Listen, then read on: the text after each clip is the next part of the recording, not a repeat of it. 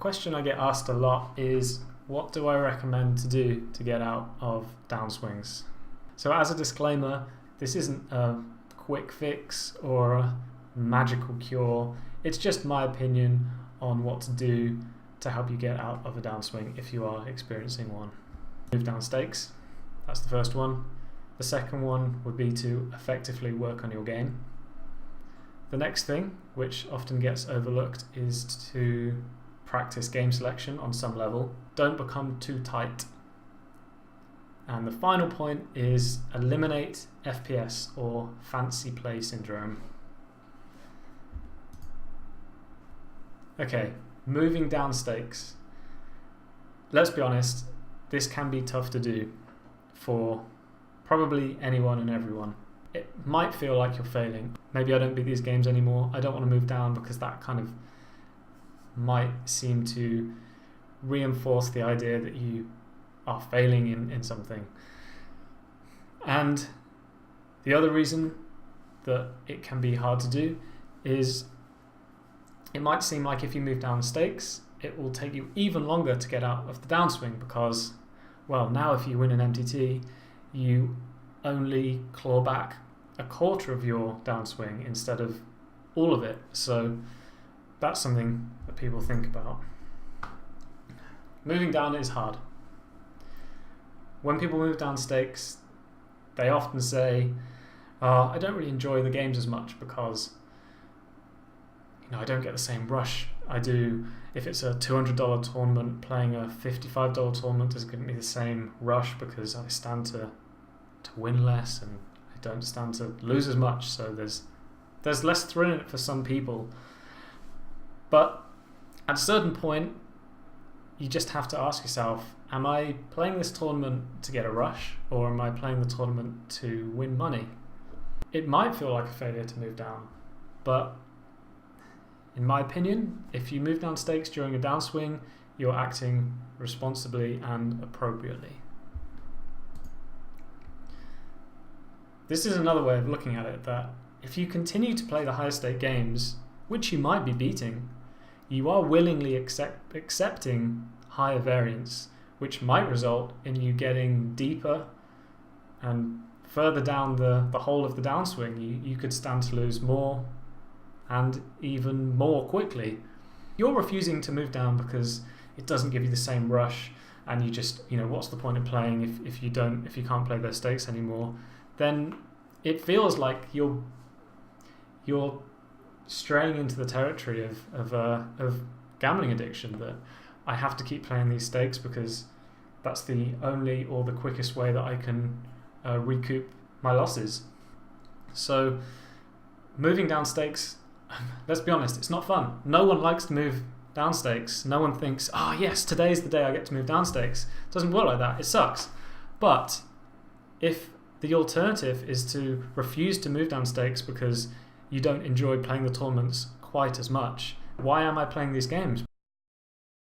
This is the cliche answer that you'll always hear. What do you do to get out of a downswing? And people always say, study more, get better. Well, it kind of goes without saying, so it's pretty hard to give specifics.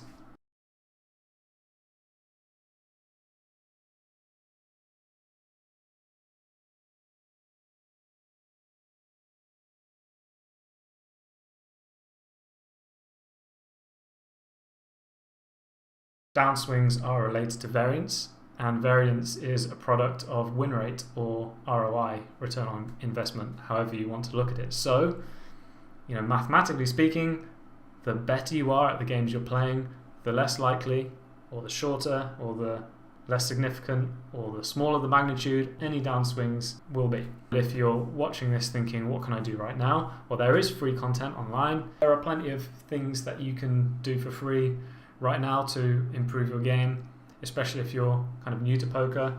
There's lots of things to Google or YouTube just to get a few tips, or there's free content online for sure. Well, the other thing you can do is attempt to surround yourself with players better than yourself. People in similar player pools, or sometimes identical player pools, who get together to try and work on their game. And what seems to happen an awful lot is it really appears to be a case of the blind leading the blind. They all get together to study, to work on their game, but they're all at the same level. And sometimes they're even playing each other. But I really have to question the efficiency of a lot of these groups when you've got 5 or 3 or 2 people playing the same games, are roughly at the same level in their career or have roughly the same level of skill sets. If they're all giving their opinion on certain hands and just like a big brainstorming session, I'm not sure how productive they're going to be. Unless you've got some really good creative free thinkers, or unless they're already at the top. I find that these study groups that are essentially micro or low or medium stakes guys, if they're all at the same level, I think there really is a ceiling to how high they can go or how good basically they can get at the game. There has to be some form of external input, I think, at some point. It's very rare that you're going to get 2 guys at the micro stakes who just study together and then a few years later they're at the top. I guess it happens occasionally, but it's not going to happen very often. So game selection, what's this about? The core of this idea is you just want to prioritize playing the games that you have the biggest edge in. Hyper turbos with their increased structure, and it's essentially a shorter tournament, there's less play. The maximum attainable win rates in those games are much smaller. If you're playing all of those games, then you are lowering your average win rate. This is going to increase variance. So if you're trying to get out of a downswing, most people, if that is your priority to get out of a downswing, sometimes you have to sacrifice things like hourly rate or even total profitability. Like if you're profitable at an average buy-in of 33 and if you're profitable at an average buy-in of 22, you're probably making more money playing the 33s than you are playing the 22s. But if you're in the middle or you feel like you're right at the bottom of a gritty downswing, you want to do everything you can to minimize these swings, and increasing your win rate, decreasing variance is going to be a good key to do this. So remember that this isn't a lifetime ban on turbos or hypers. This isn't me suggesting that everyone who's in downswing should just stop playing turbos or hyper turbos. No, this is just me suggesting that if you want to do absolutely everything in your power to minimize your current downswing, then it can be a good idea to cut out some of these faster structures or just cut out the games that maybe your win rate or your edge isn't biggest in. If you're a sit and go player and you're deliberately battling regs, even occasionally, stop doing it. That's going to hurt your win rate as well. Okay, this is an interesting one about not becoming too tight. So anecdotal evidence and years of playing poker and experience appears to show that in prolonged downswings, players tend to get tighter and tighter. And why might this be? And why is it bad? Well, when people are in the middle of a big downswing, it's reasonable to assume that they become potentially more risk adverse than they once were. This sometimes can have a kind of spiraling effect where this can get out of control. So someone at the start of a downswing might start to get the feeling that they're getting it in bad too much. They constantly get it in pre with the worst hand, or they get it in pre with the worst hand too much.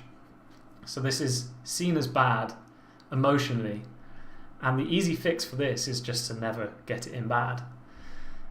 Well, the only way to do this in reality is just to become incredibly tight. This is bad. So if we go back to the beginning, the reason people might get too tight is due to the emotions they feel when getting it in bad. It's now that maybe where most players might just get called in a few spots and they just think, okay, that's whatever. For some reason, maybe at the start of a downswing, people see too many showdowns that they lose, or they're just aware of getting called too much, or maybe they're aware of just getting it in bad too much, and it kind of sticks with them. And on some level, the way they try and fix this is by tightening up, because you can't stack off with ace jack off anymore, so you have to tighten up. And I think this is what happens. So people tighten up, and now next time in a similar spot they get ace jack or they get pocket fours. This is maybe a close spot. People start passing up on these close spots. They still remember the times they get it in bad. And this could get worse or it could stay the same. But if it keeps getting worse, something that was called a close spot maybe a couple of weeks ago or a couple of months ago, maybe someone jamming into you and you've got ace jack or fours, that close spot, it gets passed because they do whatever they can to not get it in bad pre-flop. Close spot gets passed up on. And the definition of a close spot over time can get increasingly widened to now it's not a close spot, it's just a standard fold now. And now instead of ace jack being a close spot, ace queen is now a close spot. And this goes on and on. People get tighter and tighter. And eventually, people are just constantly now passing up on plus EV spots. At one point it was a close spot. Months ago it was maybe close. But now it's just got to the point where they've tightened all of their ranges so much that they're just constantly folding spots that are at some magnitude plus EV. And if this goes on and on, if you keep passing up on plus EV spots, your win rate drops. If you feel this is somewhat happening to you, or it might be, then yeah, it's going to be a good time to maybe get a friend or something to look over some of your hands and yeah, ask the questions. If you think there's a chance it could be happening, then it's going to be a good idea to check. Go and find a couple of spots that you think are close and maybe run them in ICMizer or Hold'em Resources Calculator and just check to see if they are close. Have a look at some hands you've been folding in the big blind, or have a look at some hands you've been open folding in middle position, see if they really are close. Eliminating fancy play syndrome. This is kind of a funny one. I'm not sure what the official definition is of fancy play syndrome, but the way I would describe it would be choosing actions for the main purpose of being tricky. So you're in some spot at the poker table, maybe on the turn, and this is just a slam dunk bet. But for some reason, in the moment, you level yourself into thinking something along the lines of, I'm definitely supposed to bet here, but maybe if I check, maybe they won't expect that, and maybe I can get them to make a mistake on the river or something. And maybe there's nothing too wrong with that, but if you're relentlessly choosing actions and the only reason that you're really doing them is just to be tricky or to kind of break the meta or something, then I really don't think that's an optimal approach. If you start playing back at people for no reason, if you just decide that you're going to get into leveling wars with people for no reason, or maybe even initiate leveling wars yourself, then again, I think it's just fancy play syndrome, without a good reason. And doing non-standard things because you have a unique style to your game is, again, there's no need for it. I would simply recommend, as has been recommended to me, that we want to be seeing each hand and each street as an opportunity to make the best decision we can. Now, in most situations in poker, that just involves a very robotic default action. Just a standard fold, standard bet, that's fine. And yeah, the standard decision doesn't always make the most money. But if you're in a downswing, you're going to be low on confidence, you're going to be second guessing yourself a lot more than normal. And in these situations, we really want to have safe, profitable defaults. So if you're going to take kind of non-standard lines or do things during a hand that you think could be okay, there has to be logic behind it. So if you want to be tricky, maybe underrep your hand, or maybe 3-bet way wider than normal, there has to be logic behind it. Otherwise, you're just clicking buttons, as they say. And unless you're taking a hand and you are deliberately randomizing it, there has to be logic for you to deviate from your standard play, right? And there has to be logic for you to deviate from a kind of equilibrium play. So yeah, just to kind of summarize this and why I think fancy play syndrome is just so bad. And also, just a quick note, I don't think many people in downswings suffer from fancy play syndrome. But I think it's probably still going to happen. And fantasy play syndrome is something that probably affects everyone at some point. Like everyone goes through a stage of just deciding they're going to do funny things, and probably to quite a large extent at some point in their poker career, I think it's going to be really good and beneficial to just try stuff out. And I know Charlie Carroll agrees with this, and that's kind of he's all for trying out new things and kind of breaking the meta and just trying weird stuff just to see what happens, and I actually think that's good. But that's kind of a different point. If you're the guy who's stuck in a massive downswing and your confidence is low, whether you even realize it or not, but if you're doubting your ability, your confidence is down, you're not really too sure what to do, it's going to really, really help you if you just fall back on safe, profitable defaults.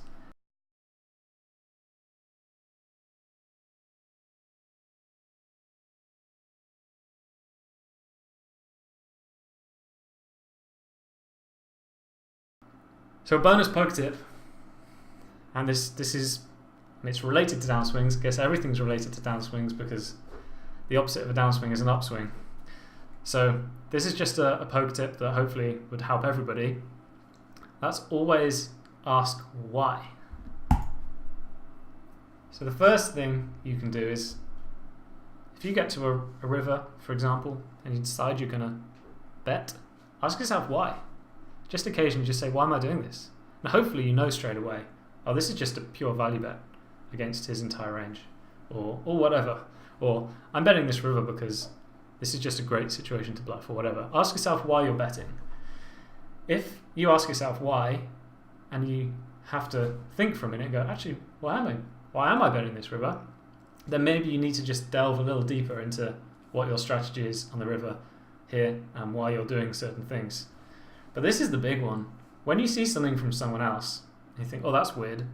Like, this is true for everybody, including myself. If you see something strange at a table, you get to a showdown, someone's jammed a river, you called, and you see a hand.